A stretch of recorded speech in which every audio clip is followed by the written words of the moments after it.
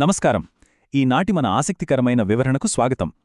ఈరోజు మనం ఏమాత్రం ఆలస్యం చేయకుండా పరిశుద్ధ గ్రంథంలోని ప్రకటన గ్రంథం 11వ అధ్యాయంలో ఉన్న అత్యంత ఆసక్తికరమైన ప్రతీకాత్మకమైన ప్రవచనాలను డీకోడ్ చేయబోతున్నాం.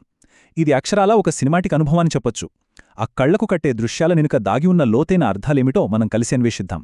సరే, ఈ అద్భుతమైన ప్రవచనం లోపలికి వెళ్ళిపోదాం. ఈ సంక్లిష్టమైన అధ్యాయం ప్రధానంగా 5 దశలుగా ఎలా విభజించబడ్డిందో మనం చూడవచ్చు. ముందుగా దేవుని ఆలయాన్ని కొలవడం, ఆ తర్వాత 2 సాక్షులు, వారి మరణం, పునరుత్థానం, 7వ బూర మరియు చివరగా పరలోక ఆలయం తెలవబడటం. ఇందులో మొదటి దశ దేవుని ఆలయాన్ని కొలవడం. ఇక్కడ మనం గమనించాల్సిన ఒక కీలకమైన సంఖ్య 42.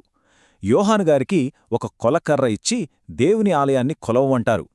బైబిల్లో దేవుడు దేనినైనా కొలుస్తున్నాడు అంటే అర్థమేంటో తెలుసా? అది ఆయన స్వంతమని, దానిపై ఆయనకున్న పూర్తి అధికారాన్ని అది సూచిస్తుంది.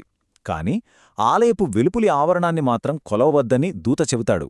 ఎందుకంటే అది అన్యజనులకు ఇవ్వబడింది. అంత్యక్రీస్తు తన నిబంధనను మీరిన తరువాత ఖచ్చితంగా 42 నెలలపాటు ఆ ఆవరణాన్ని అన్యజనులు త్రొక్కివేస్తారు. ఇది నిజంగా ఒక భయంకరమైన కాలానికి నాంది అని చెప్పాలి. ఇప్పుడు 2వ దశకు వెళ్దాం. 2 సాక్షుల పరిచయం. ఈ అంధకార సమయంలో దేవుడు 2 ప్రత్యేక ప్రవక్తలను లేపుతాడు. వారి గురించి అర్థం చేసుకోవడానికి ఈ 1260 అనే సంఖ్యను ఒకసారి పరిశీలిద్దాం. ఈ 2 సాక్షులు గోనెపట్ట ధరించి ఖచ్చితంగా 1260 దినాల పాటు ప్రవచిస్తారు. ఇక్కడ ఒక ఆసక్తికరమైన విషయం గమనించవచ్చు. ఈ 1260 రోజులు అంటే సరిగ్గా 3.5 సంవత్సరాలు. అంటే మనమిందాక మాట్లాడుకున్న ఆ 42 నెలల సమయమే అన్నమాట. ఈ రెండూ ఒకే కాలాన్ని స్పష్టంగా సూచిస్తున్నాయి. ఇకపోతే ఈ 2 సాక్షులకు కేవలం వాక్యం చెప్పే బాధ్యత మాత్రమే కాదు, ఎవరూ ఎదిరించలేని అసాధారణమైన శక్తులివ్వబడ్డాయి. ఎవరైనా వారికి హాని చేయాలని చూస్తే చాలు, వారి నోటి నుండి అగ్ని వచ్చి శత్రువులను దహించేస్తుంది. అంతేకాదు, వారు ప్రవచించే రోజుల్లో అసలు వర్షమే కురవకుండా ఆకాశాన్ని బంధించే శక్తి, నీటిని రక్తంగా మార్చే అధికారం, భూమిని రకరకాల తెగుళ్లతో బాధించే మహాశక్తి వారికుంటాయి. అక్షరాలా ఊహకందని శక్తులివి. అయితే ఇక్కడ నిజంగా ఆసక్తికరమైన విషయమేమిటంటే, అసలు ఈ 2 సాక్షులు ఎవరు అనే గొప్ప దైవశాస్త్ర రహస్యం. దీనిపై పండితుల్లో 2 ప్రధాన వాదనలున్నాయి. మొదటిది, వీరు మోషే మరియు ఏలియా అని.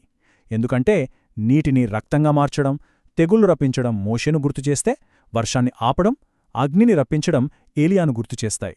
సరే, మరి రెండో వాదనేమిటంటే వీరు హనోకు మరియు ఏలియా అని.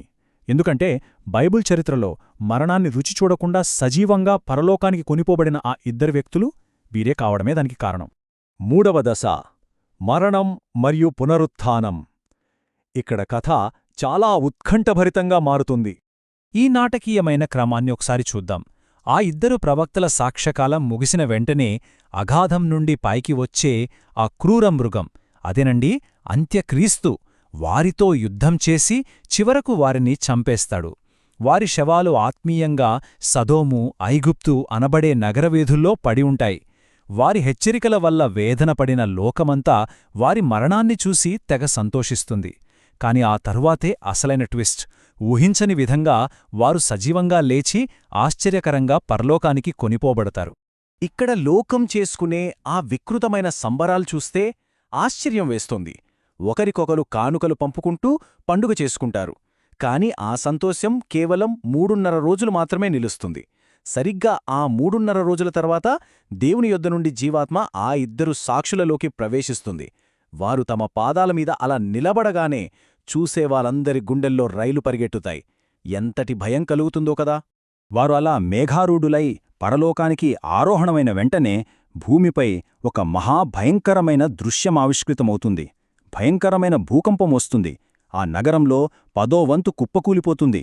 సుమారు 7,000 మంది ప్రాణాలు కోల్పోతారు. ఆ దెబ్బకు మిగిలినవారు భయపడి దేవుణ్ణి మహిమపరుస్తారు. దీనితో 2వ శ్రమ ముగుస్తుంది. ఇప్పుడు 4వ దశ, 7వ బూర. ఇక్కడ అరాచకం అంతమై క్రీస్తురాజ్య స్థాపన జరుగుతుంది.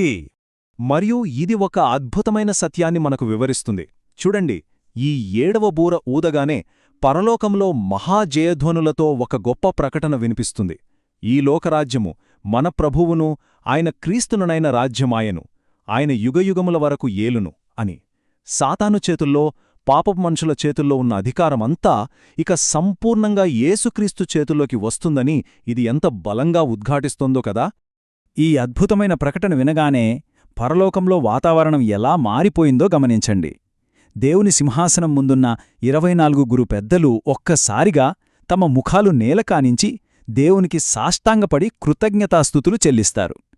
దేవుడు తన గొప్ప శక్తిని చేతపట్లోని తన శాశ్వతమైన పరిపాలనను ప్రారంభించినందుకు వారాయనను ఆరాధిస్తారు. నిజంగా ఇదొక రోమాలు నిక్కబొడుచుకున్న ఘటం. ఈ 7వ బూర ఊదబడినప్పుడు 3 భారీ పరిణామాలు సంభవిస్తాయి. మొదటిది, దేవునికి విరోధంగా తిరగబడిన అన్యజనులపై దేవుని ఉగ్రత కుమ్మరించబడుతుంది. రెండవది, పరిశుద్ధులకు, ఆయన నామానికి భయపడేవారికి దేవుడు శాశ్వతమైన ప్రతిఫలాన్ని ఇస్తాడు. ఇక మూడవది, ఈ భూమిని నాశనం చేసే దుష్టశక్తులన్నింటినీ దేవుడు సంపూర్ణంగా నాశనం చేస్తాడు.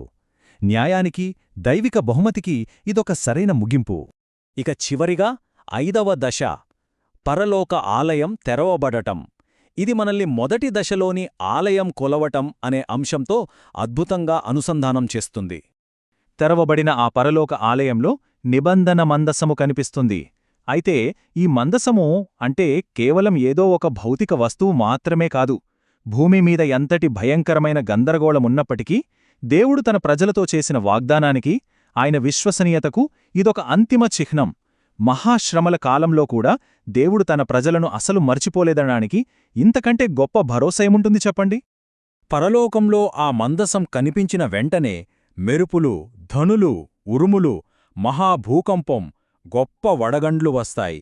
ఒక అత్యంత భయంకరమైన, తీవ్రమైన దైవిక శక్తి ప్రదర్శితమవుతుంది.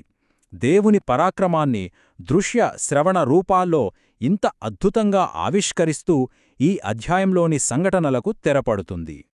ఇదంతా విన్న తర్వాత మనకు అర్థమయ్యే ప్రధాన సారాంశమేమిటంటే, లోకంలో దుష్టత్వం ఎంతగా పెరిగిపోయినా, శత్రువులు దేవుని బిడ్డలను తాత్కాలికంగా ఓడించినా, అంతిమ విజయం మరియు పునరుత్థానం మాత్రం దేవుని చేతిలోనే ఖాయంగా ఉన్నాయి. దేవుని సార్వభౌమాధికారం, క్రీస్తు రాజ్యపు విజయం తిరుగులేనివి.